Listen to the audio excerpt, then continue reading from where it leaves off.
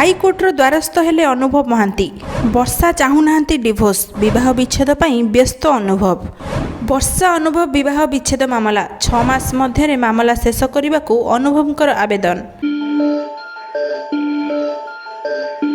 वर्षा अनुभव विवाद समाधान ना धरुनी स्वामी स्त्री मध्य दाम्पत्य कलह को नहीं फैमिली कोर्ट रे मामला चली बेले आज हाईकोर्ट जाइछंती अनुभव मोहांती। पत्नी वर्षा होइतिबा पारिवारिक विवाद को नहीं हाईकोर्टर द्वारस्थ होइछंती अनुभव। विवाह विच्छेद मामलार चूड़ांत शुणाणी पई आवेदन करिछंती अनुभव।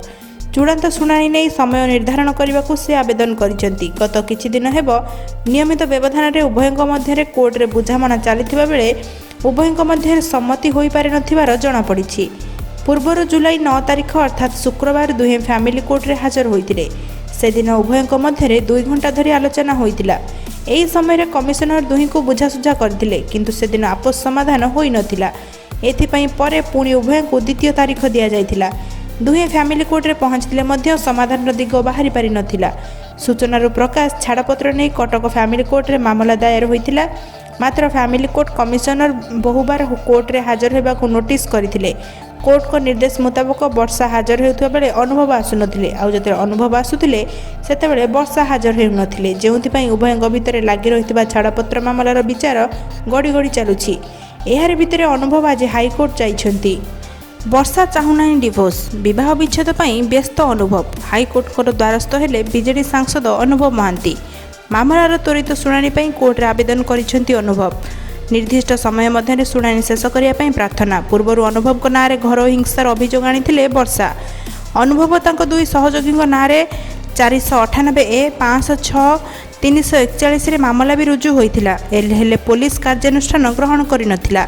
पूर्वर वर्षा अनुभव ना अभियोग आनी पिटिशन ने एक भी उल्लेख करथिले से अनुभव दिल्ली रे जने महिला सहित रोथुबा नै से विश्व सूत्ररू खबर पाइछंती। सही महिला को नहीं चर्चा जोर धरीथिला। तेले अनुभव एबे त्वरित शुणाणी पई हाईकोर्ट को द्वारस्थ होइछंती जहाकु नहीं चर्चा जोर धरिछि। वर्षा अनुभव मामला दिन को दिन गड़ी चली। यह दृष्टि रखी 6 मास मध्य परिवार अदालत मामला शेष करने को अनुभव आवेदन करिछंती। सुप्रीम कोर्ट को निर्देश क्रमे कटक परिवार अदालत को आसी मामला। मामलार त्वरित शुणाणी पई सुप्रीम कोर्ट को थिला निर्देश किंतु कौनसी समय सीमा नथिला सेही निर्देशनामारे। मामलार विचार पई अहेतुक विलंब हेउथिबारु 6 मास मध्य परिवार अदालत मामला शेष करने को अनुभव आवेदन करिछंती। पूर्वर आपस बुझामणा पई उभय मध्यस्थता केन्द्र रे हाजर होइथिले। उभयଙ୍କ मध्य समाधान बाट बाहर करने को दीर्घ समय धरी चली आलोचना। अनुभव वर्षा विवाह विच्छेद मामला रे पूर्वर अनुभव 3 थर फैमिली कोर्ट रे हाजर होइथिले। एही स्टार दंपतिंकर विवाह गत वर्ष सेप्टेम्बर रे उठिथिला। भिडियोटी आपण मानकु किपरि लागिला आपण मानकर मतामत आमकु कमेंट सेक्शन में लिखि निश्चित जणाइबे। जदि आपण माने हमर एई चैनल रे नुआ होइथिबे हमर एई चैनल को सब्सक्राइब करि नेबे एवं भिडियोटी भल लागिले गोटे लाइक करी अधिक रु अधिक शेयर करिवे। धन्यवाद।